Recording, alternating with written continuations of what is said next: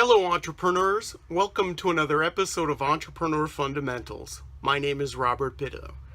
No, that title was not clickbait. I am going to talk about how my business and my life intersected with the Hillary Clinton for President campaign. Woo. A few months ago, well, before I start, I wasn't going to make a video about this. I was going to write about it on Facebook and get it out there. It happened a few months ago, and I kept it quiet while it was going on. And then I began thinking that there's some lessons here for entrepreneurs to learn and for other people to learn from too. So I'm going to tell the story in video form instead of writing it. First, a little background. I've been in business for 17 years. I import arts and crafts mainly from Mexico, Central America, and South America. My company's name is Sueños Latin American Imports, founded in 1999 in Phoenix, Arizona. Okay, there's a little background. Well, I've been doing this for a long time, so I have a lot of contacts in a lot of different places, and I can get things done pretty quickly, and I can have things made on demand from a lot of different places. So I had the idea of coming up with piñatas in the shape of Donald Trump. It was kind of like the concept of Zero and the wheel and other things and the airplane. It wasn't invented all at once. The ideas kind of came up in different parts of the world at the same time. Well, that's what was happening. I thought I came up with the idea, and then I found someone had done it a few weeks before me or whatever, or there was one for sale on Amazon. But my whole point is, I'm pretty flexible. I can get a lot of stuff done. I'm a pretty big operation. I've been around for a long time. So I decided I'm going to do these Donald Trump piñatas made in Mexico, given the political climate that we're in. I always say ignore politics, but yeah, pay attention a little bit because you can make money from it, from watching politics, following what's going on. So what I did is I had these piñatas made, not one, not two, but a couple of pallets full of piñatas that stacked 7 feet tall. It was quite the sight having the 28-foot truck unloading the piñatas in my parking lot here in my warehouse. But anyway, so I had all these piñatas. I had one whole room dedicated to them here, and it was packed from floor to ceiling. And I only have 12 of them left now, and I'm not sure if I'm going to reorder them or not. It had its run. I might do another couple of pallets. I'm not sure, but here's the story about the Clinton campaign. A few months ago, I got a call from someone who was the head of one of Clinton's super PACs. And the guy sounded like an intern. He sounded really young, but he wasn't. He was a paid staff member, whatever. And he had noticed that I was the big boy for doing these Trump piñatas. There were piñatas here and there done by, I guess, little workshops. People had a few of them made specially for them, and then they put them online or whatever. I'm the only one that was selling them in 5 different venues online. And I guess the campaign or the super PAC ordered one from me to check out the quality, and then they decided that they were going to contact me and order thousands of them for their fundraising activities. Well, they gave me a call, thought the guy was an intern, but he wasn't. He was a staff member, and immediately from within the first few minutes, he had this attitude with me that he was in some sort of superior situation with regard to the deal. Lesson 1 from this story is you don't go to a business proposition thinking that you have the upper hand. You don't. Business is for mutual benefit. If you cannot agree to terms, then there is no deal.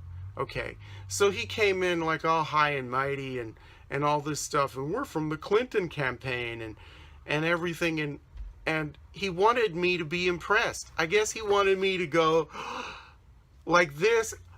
and act like a teenage girl who had just found out that she had been elected prom queen. Oh, really? Oh, me? But I didn't react that way. I've been in business a long time. I've dealt with some national figures that I won't talk about here. But, and I was a little bit reluctant to talk about this, but I think this needs to get out there. But I wasn't impressed because I'm in business. I'm not starstruck anyway to begin with. That's not me. Oh my God, look who, oh, you know, I'm in San Diego. There's stars who come in here, in and out, whatever.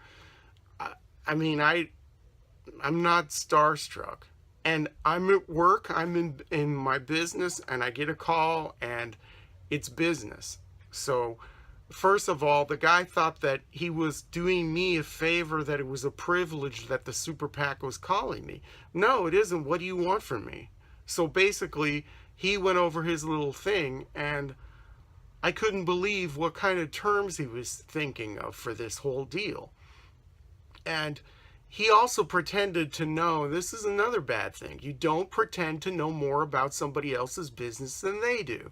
This guy who was basically a kid, and I'm not an ageist here, fine, younger people can know things, but he just didn't have any experience with importing things. He asked me if I was getting the piñatas from Tijuana. I told him no. I'm getting them from outside of Guadalajara.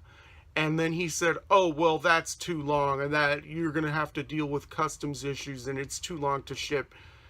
What does he know about this? He doesn't know anything. I know how to ship things. I know how to get things out of Mexico. I've been doing it for almost 20 years. So, you know, that he shouldn't have even brought up. But anyway, to make a very long story short, I just looked at the clock. I want to try to make this video not so long. So, to make a long story short, what he wanted to do is order 1,000 piñatas and have me carry the inventory. And then they were going to have on their website where they would sell piñatas as a fundraiser. And then I would have to ship the piñatas out of my warehouse. And, you know, I would be basically I'd be a fulfillment center. Oh my gosh. Once again, another person who has not even been involved in any business before. I don't know who this person was. Did he get some public administration degree and then got some minor bureaucratic job at some municipality somewhere? I don't know, but he obviously has never run a business before. There's so many different details involved with this whole deal, and I went over that with him. First, you have to start with Mexico. You know, in America, we have this idea that, oh, if you order in quantity, the price goes down. But in Latin American countries, what I've found with handcrafted places, workshops, you know, small little home-based businesses, if you order a lot of stuff, then it's a hindrance. It poses a hindrance on them. It's more difficult for them to do that. I've seen that with nativity sets and cat sculptures. Oh, I have a really big order. Oh, well, we can't do that. You know, it's going to take us a lot longer, and the price of paint has gone up, and all these excuses to charge you more money because it's more of an inconvenience for them. So, first of all, 1,000 piñatas would cause me to tie up about 4 workshops for maybe a month and a half, if they're willing to do it. I mean, I can find the people, that's not a problem. But before the piñatas even leave Mexico, we're going to have problems. We're going to have problems meeting deadlines because that's the way Mexico is. You give them a deadline, and this is not racism, this is not some slur against the country or anything like that. This comes from years and years and years and years and years of experience. When you give a deadline, it never gets met. That's it. And there's a huge gap in culture there. I don't understand it, but I have to deal with it. And there's no getting around it. So if I gave them a month and a half deadline, I'd get the piñatas 2 or 3 months. And then we have the logistical nightmare of this side of the border. Fine, crossing the items, all that stuff, got that down. Done that for years. No, not a problem. But I would have to carry the inventory. That means I would have to have like 3 rooms that I was stacking them to the ceiling with. And I don't have the space here, so I'd have to get storage units. Then, if I'm the one that's fulfilling this, each one of those Trump piñatas, and I'll show you what they look like. If you haven't seen them in the background of my videos before, here's one of them. I'll just hold them here like this. Don't get too distracted. But anyway, one of these babies takes about a half an hour to pack. Okay, so I would have to hire at least one other person to get this done. One other person I'd have to hire. Okay, then there's the cost of boxes and fill. The boxes are big, so they're more expensive. The piñata is pretty big too. It's 45 inches tall, so it's an oversized box.